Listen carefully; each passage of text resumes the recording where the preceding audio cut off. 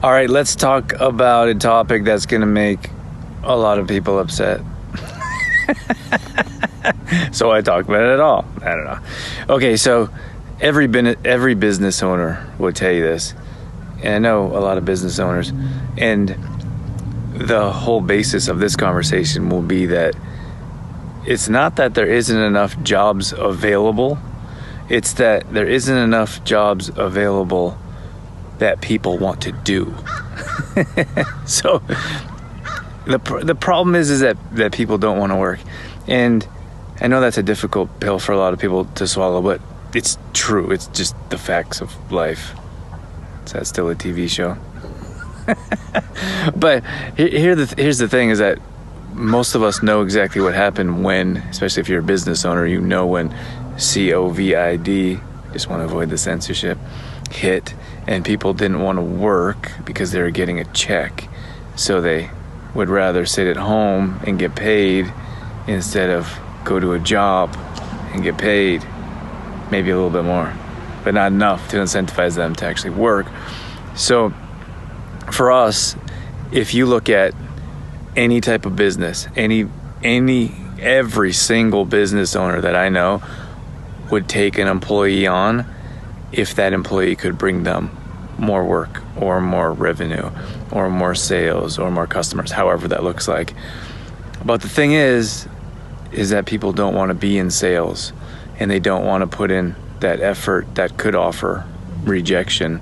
And I'm not even sure if that's completely it. For example, I don't think a lot of people know any better. Like they don't know how to sell. Well, I'm sure a lot of people don't know how to sell, but the thing is that the word selling or sales just sounds like a sleazy or greasy word, but it's not. Like we all sell something. We sell ourselves when we're looking for a job.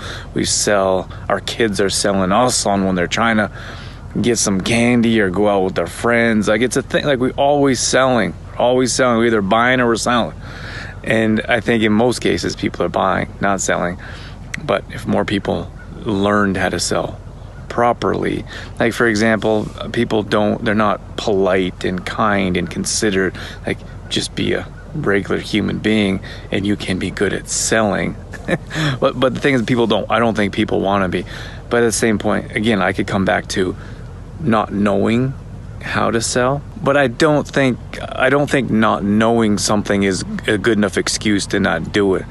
So for example, you can learn how to sell. I learned how to sell. You can read books, you can watch videos, you can find a mentor or ask people, you can find a family member that runs a business, and we're just not willing to do that. And it doesn't have to be sales particularly. Like for example, like we're looking for someone. We're always looking for people that can help out. We want to build an incredible team, but you got to go out and find those people, especially when most people don't want to do those things. But we're looking for a team like that could pick up a phone and make some phone calls. But people don't want to do that, so that's going to eliminate 75% of the population that don't want to pick up a phone anymore. They just want to text. And then you could look at, so for example, think of any industry, any other business owner that I know.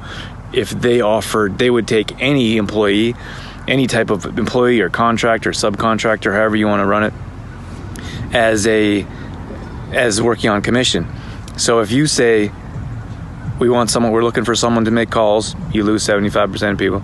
And then you say, it's actually on commission, you're going to lose another 24% of people. So you might find a very small percentage of people that will work on commission and that will pick up the phone. But the thing is that people don't want to work on commission. They want to be guaranteed a paycheck if they're going to put work in. But the thing is, every entrepreneur that started their business wasn't guaranteed a paycheck. And most people, every employee that works for someone is willing to work for someone else that put themselves out there to have the ability to offer people jobs, to employ themselves. But we're not willing to put ourselves out there to make that happen. So then on top of all that, we have to consider what type of message we're sending the younger generation. Like people don't really want to work, as we know. And then we have the younger generation coming up that sees people not wanting to work, adults that are like, nah, I don't really want to work. I'm going to sit at home instead. So the kids see that. So we're breeding children that are not going to want to work because they don't see hard work. And of course, there are people that work hard, but a generalization is that a lot of people just don't want to work. So now their kids are not going to want to work. And we know that like restaurant owners couldn't or still can't find servers, farmers or construction or laborers, they can't find workers that just don't want to work hard all day long like I did growing up, and like many people did growing up. But it's really hard to find those individuals. So now we have the next generation coming up, and what are we showing those kids? We're not really showing them anything that's going to be beneficial to them. And then on top of that, here's what I see parents advertising for the kids. So the kids fundraisers, like our kids are fundraising for a sport, for sporting or for grad or whatever it is, and the parent is advertising for them. And I'm like, no, stop. And I know it helps the parent because a lot of times the parent is paying for the child, so the parent is basically advertising for themselves. But if that child, or it doesn't even, I'm not talking about a little tiny kid, it could be a 5-year-old, 8-year-old, 15, 18, whatever it is, if they knew how to sell, they would always have a job.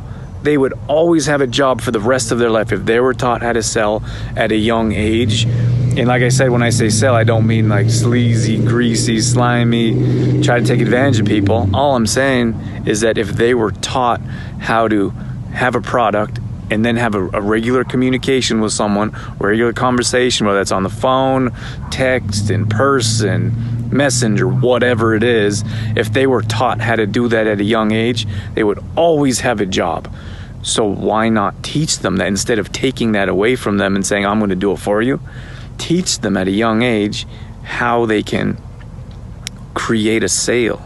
And then they're always going to have a job. They're always going to have an opportunity. They're always going to stand out. And if you don't know how to teach them, find someone to teach them. Give them that opportunity so they can.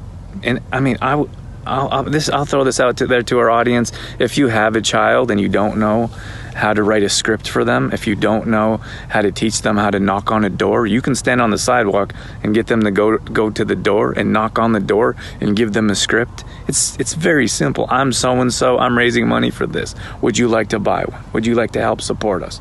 It doesn't have to be super complicated. But the problem is we don't teach our kids that at a young age, and then we take that away from them by doing it for them. How many times have you seen on social media, my kid is selling that? Your kid isn't selling that, you're selling that. Teach your kid how to sell that. If they don't have social media, walk them around the block and get them to knock on doors like we did growing up. When we were selling stuff, you're knocking on doors. We didn't have social media. And a lot of you didn't either, but we got by, we figured it out. Get them to call, get all your family and friends' phone numbers in a little Rolodex. Is that a thing? Sit down with them, write out a script, and tell them exactly what to say. And that will stay with them forever. They will always be able to. That's one of the greatest gifts you give your children, is to teach them how to pick up the phone, have a conversation. It doesn't have to be a sales call. It can be have a conversation of, are you interested in helping support our sports team this season? That's it. I really feel like that we could make a difference. We can make a difference. I really feel we can make a difference, but we got to come together. We got to understand that sometimes it takes hard work to get to where you want to go. You have to make sacrifices. You have to put in the time and effort to make that happen. And then finally, we got to teach the younger generations that hard work is okay. You got to step outside your comfort zone. You got to do things that you don't want to do. And there's light at the end of the tunnel. There's success stories at every turn, every corner, everywhere you look. There are success stories, but you got to get through the dirt before you can get that shiny whatever it is you want.